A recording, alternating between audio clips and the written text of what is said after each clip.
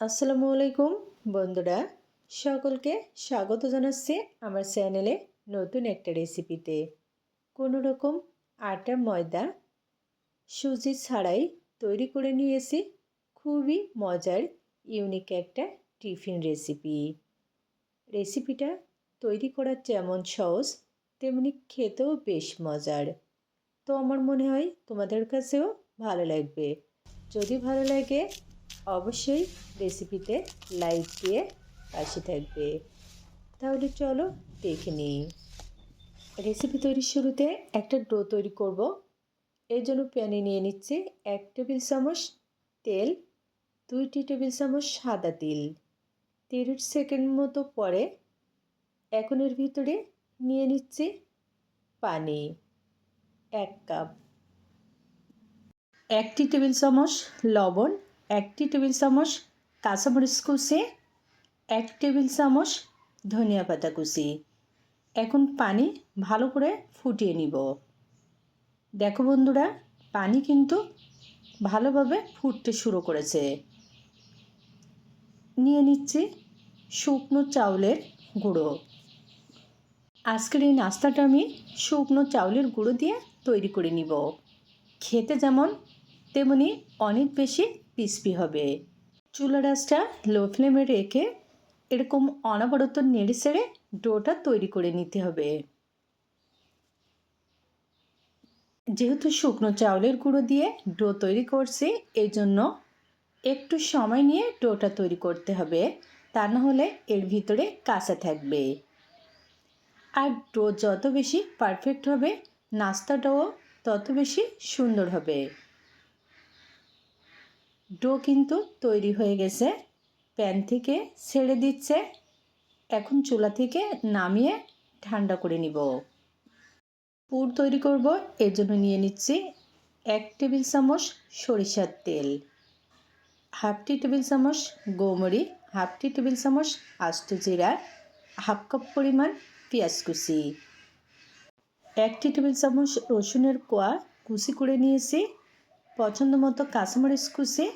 এখন 2 মিনিট মতো ভেজে নিব, যতক্ষণ পর্যন্ত পেঁয়াজ কুচি নরম না হবে বা ভাজা ভাজা না হবে। পেঁয়াজ কুচি ভাজা ভাজা হয়ে গেছে। নিয়ে নিচ্ছি 1 কাপ আলু। আলু গ্রেটারে গ্রেট করে নিয়েছি। কাঁচা আলু, টেস্ট অনুযায়ী লবণ। এখন আবারও 3 থেকে 4 মিনিট ভেজে নিচ্ছি। আমি এখানে পুর তৈরির জন্য আলু নিয়েছি। তোমরা চাইলে কিন্তু অন্য যে কোনো সবজি এখানে অ্যাড করতে পারো, খেতে বেশ ভালোই লাগবে।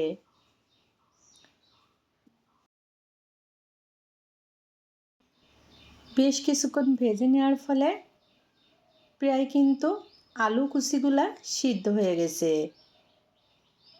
তো এখন এর ভিতরে নিয়ে নিচ্ছি একটা ডিম। ডিম এখানে কিন্তু অপশনাল, চাইলে দিতে পারো, না চাইলে স্কিপ করতে পারো, তবে দিলে বেশ টেস্টি হবে। সব উপকরণগুলো একসাথে মিশিয়ে আবারও 2 থেকে 3 মিনিট ভালো করে ভেজে নিচ্ছি।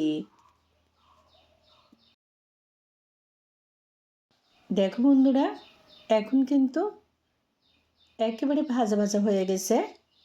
এর থেকে আর বেশি মচমচে করে ভাজা লাগবে না, তো নামিয়ে নিচ্ছি। আর এদিকে ডো ঠান্ডা হয়ে গেছে, কুসুম গরম অবস্থায় আছে। এখন মথে নিচ্ছি।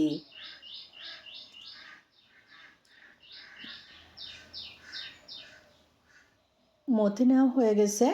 এখন এখান থেকে ছোট লেচি কেটে নিচ্ছি, অর্থাৎ যেরকম সাইজের নাস্তা তৈরি করব ঠিক সেরকম।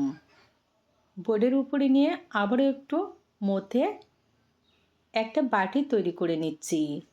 ঠিক কুলি পিঠার বাটি যেভাবে তৈরি করি সেরকম বাটি। বাটি তৈরি হয়ে গেছে।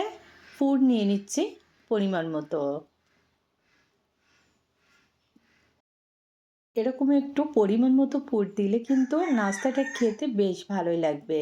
এখন চারপাশটা এরকম করে চেপে লাগিয়ে নিচ্ছি। অবশ্যই কাজটা একটু ভালো করে করতে হবে, যেন ভাজার সময় খুলে না যায়। বন্ধুরা, খুবই সহজভাবে বিকালে খাওয়ার জন্য তোমাদের সাথে মজার একটা নাস্তার রেসিপি শেয়ার করলাম। তোমরা যদি একটু মনোযোগ সহকারে দেখো তাহলে কিন্তু খুবই সহজে এই নাস্তাটা তৈরি করে নিতে পারবে। দেখো, নাস্তাটা এখন রেডি। তো সবগুলা নাস্তা একইভাবে তৈরি করে নিয়েছি। দেখতে কিন্তু খুবই সুন্দর লাগছে। এখন ভেজে নিব। এর জন্য প্যানে নিয়ে নিচ্ছি পরিমাণ মতো সাদা তেল। তেল গরম হয়ে গেছে, একে একে নাস্তাগুলো দিয়ে দিচ্ছি। আর হ্যাঁ, এই পর্যায়ে কিন্তু চুলার আঁচটা মিডিয়াম টু লোতে রাখতে হবে। একটু সময় নিয়ে নাস্তাগুলা ভাজতে হবে, তাহলে অনেক বেশি ক্রিস্পি হবে। তো তোমরা চাইলে কিন্তু এই নাস্তাটা ঝটপট বিকালে চায়ের সাথে পরিবেশনের জন্য তৈরি করে নিতে পারো অল্প উপকরণে। বেশ কয়েকবার এরকম উল্টে পাল্টে ভেজে নিচ্ছি। দেখো, 3 থেকে 4 মিনিট ভাজার পরে এখন কিন্তু নাস্তায় খুবই সুন্দর কালার চলে এসেছে। এর থেকে আর বেশি ভাজা লাগবে না, তেল ছেঁকে তুলে নিচ্ছি।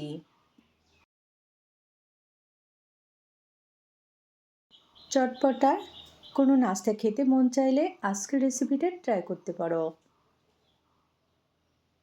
তো রেসিপি ভালো লাগলে ভিডিওতে লাইক দিয়ে পাশে থাকবে। আজকে আর নয়, অন্য কোনো দিন দেখা হবে মজার কোনো রেসিপি নিয়ে। খোদা হাফেজ।